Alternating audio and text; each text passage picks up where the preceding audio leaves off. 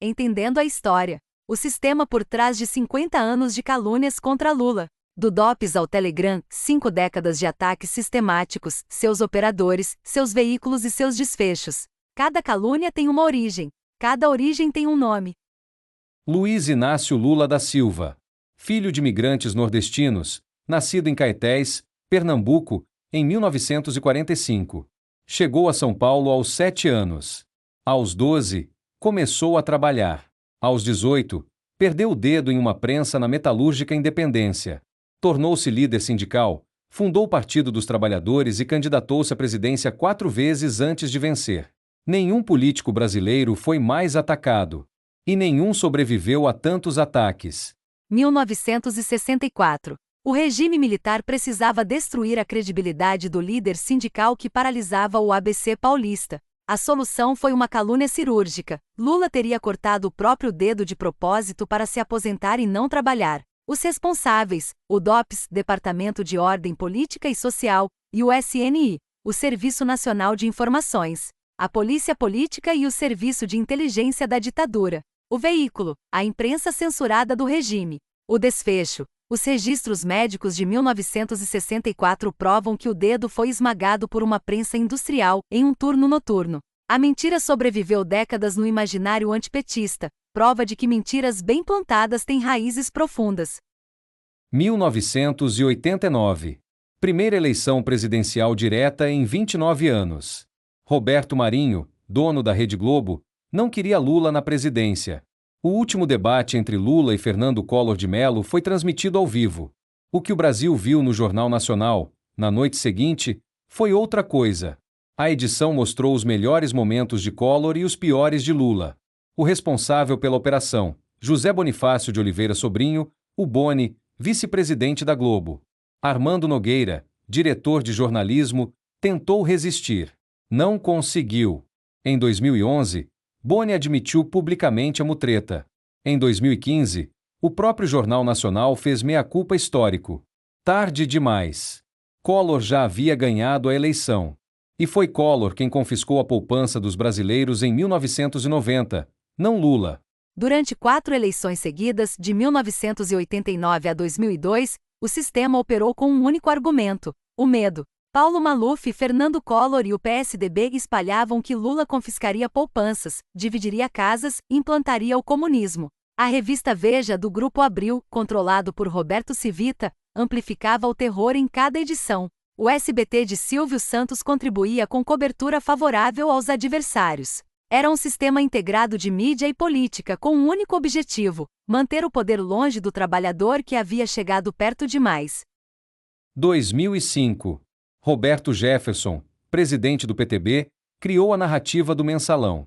A revista Veja, sob o comando de Eurípides Alcântara, transformou o caso em uma cruzada pessoal contra Lula. Mais de 80 capas negativas ao longo de 2 décadas. Uma delas mostrava Lula vestido de presidiário, antes de qualquer condenação. O método era sempre o mesmo: publicar acusações graves na sexta-feira à noite, pautando o fim de semana e forçando o governo a passar a semana inteira se defendendo de ilações. O resultado: o Procurador-Geral da República, Antônio Fernando de Souza, não incluiu Lula na denúncia por falta de provas. Lula nunca foi réu no Mensalão. 4 de março de 2016. Às 6 horas da manhã, o juiz Sérgio Moro ordenou a condução coercitiva de Lula para depor, um ato declarado inconstitucional pelo Supremo Tribunal Federal. Lula não havia se recusado a comparecer espontaneamente. A operação foi realizada com câmeras de televisão posicionadas estrategicamente, em um espetáculo mediático coordenado com a imprensa. No mesmo dia, Moro vazou ilegalmente o áudio de uma conversa privada entre Lula e a presidente Dilma Rousseff. Globo, Folha, Estadão e o Antagonista publicaram os vazamentos sem qualquer questionamento crítico. A mídia tradicional funcionava como braço de relações públicas da Lava Jato. Junho de 2019. O jornalista Glenn Greenwald, do The Intercept Brasil, publicou a Vaza Jato, centenas de mensagens trocadas entre Sérgio Moro e Deltan Dallagnol que provavam conluir o criminoso. Moro orientava a acusação, sugeria estratégias processuais, antecipava decisões e coordenava o timing das ações para maximizar o impacto político. Era a negação de tudo que um juiz imparcial pode fazer. O Supremo Tribunal Federal anulou todas as condenações contra Lula, declarando Moro parcial e suspeito por 7 votos a 4. O Comitê de Direitos Humanos da Organização das Nações Unidas confirmou: a Lava Jato violou os direitos políticos de Lula e seu direito a um julgamento justo. 2018 a 2022. A Polícia Federal identificou o Gabinete do Ódio, uma estrutura coordenada por Carlos Bolsonaro, filho do então presidente, que usava cerca de 7 milhões de reais em verbas públicas para financiar sites de desinformação via Google AdSense. O Jornal da Cidade Online, operado por Oswaldo Eustáquio com repórteres fictícios, fotos roubadas de bancos de imagens e alteradas digitalmente, era o principal produtor de conteúdo falso. A Jovem Pan, de Rubens Menem e sócios, funcionava como megafone oficial, dando verniz jornalístico às mentiras nascidas no Telegram. A Record TV de Edir Macedo, da Igreja Universal, completava o ecossistema com sua audiência evangélica de dezenas de milhões de pessoas. O sistema produziu calúnias em série. Carlos Bolsonaro disseminou o kit gay nas escolas. Jair Bolsonaro ligou Lula ao PCC, o primeiro comando da capital. Flávio Bolsonaro e Carla Zambelli acusaram Lula de ser mandante do assassinato do prefeito de Santo André, Celso Daniel. Damares Alves espalhou cartilhas falsas do PT incentivando drogas. Em 2025, redes bolsonaristas usaram inteligência artificial para fabricar vídeos de Lula cambaleando bêbado no G7. Cada mentira tinha um autor. Cada autor tem um CPF. Sérgio Moro, declarado suspeito e parcial pelo Supremo Tribunal Federal.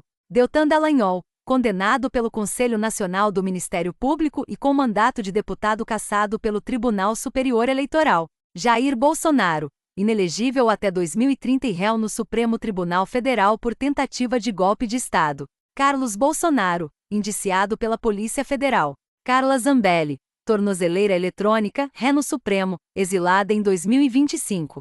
Oswaldo Eustáquio, preso em 2022. A Jovem Pan, condenada pelo Ministério Público Federal em 2025 por desinformação sistemática. Atrás de cada calúnia, houve um sistema. Atrás de cada sistema, houve um CPF. 50 anos. Do DOPS ao Telegram. Da ditadura militar ao gabinete do ódio. Os métodos mudaram, a censura virou algoritmo, o informante virou bot, o jornal virou deepfake. Mas o objetivo sempre foi o mesmo: a eliminação política de um homem que representava uma ameaça ao status quo. Os fatos documentados aqui são públicos, amparados por decisões judiciais transitadas em julgado, admissões de culpa e investigações federais. O Código Penal brasileiro, em seus artigos 138 a 140, tipifica calúnia, difamação e injúria. E a história finalmente entendida tem memória.